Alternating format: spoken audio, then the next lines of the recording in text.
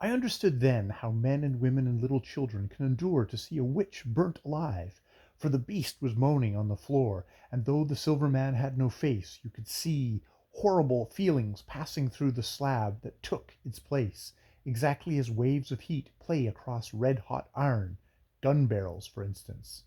Strickland shaded his eyes with his hands for a moment, and we got to work. This part is not to be printed. The dawn was beginning to break when the leper spoke. His mewings had not been satisfactory up to that point. The beast had fainted from exhaustion, and the house was very still. We unstrapped the leper and told him to take away the evil spirit. He crawled to the beast and laid his hand upon the left breast. That was all.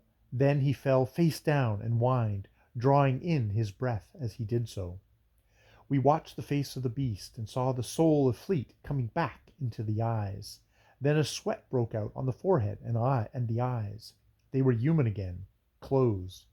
We waited for an hour, but Fleet still slept. We carried him to his room and bade the leper go, giving him the bedstead and the sheets on the bedstead to cover his nakedness, the gloves and the towels with which we had touched him, and the whip that had been hooked round his body.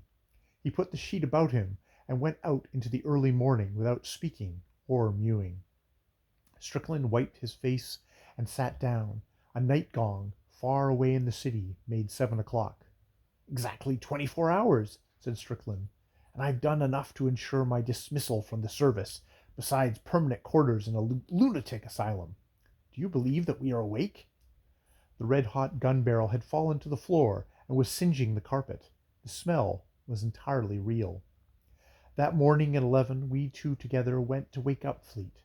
We looked and we saw that the black leopard rosette on his chest had disappeared. He was very drowsy and tired, but as soon as he saw us he said, "Oh, confound you fellows! Happy New Year to you! Never mix your liquors. I'm nearly dead." "Thanks for your kindness, but you're over time," said Strickland. "Today is the morning of the 2nd. You've slept round the clock with a vengeance." The door opened, and little Dumoise put his head in. He had come on foot, and fancied we were laying out Fleet.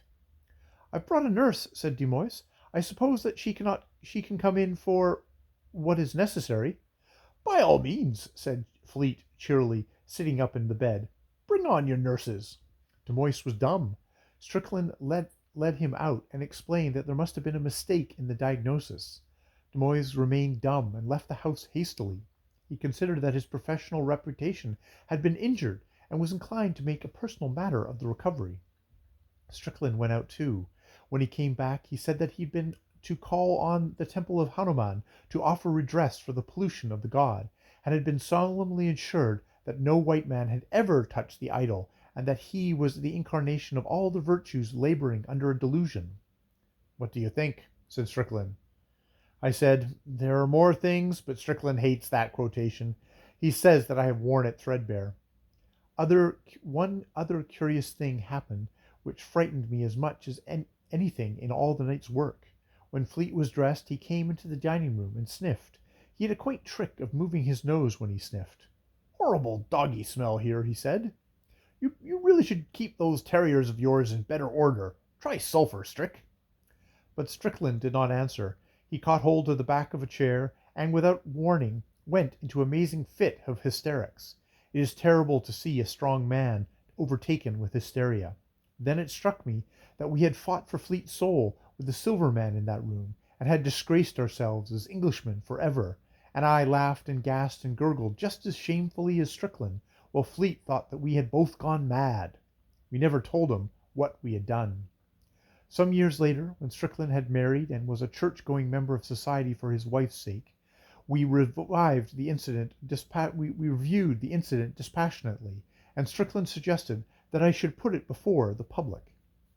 I cannot myself see that this step is likely to clear up the mystery, because, in the first place, no one will believe a rather unpleasant story, and in the second, it is well known to every right-minded man that the gods of the heathens are stone and brass, and any attempt to deal with them otherwise is justly condemned.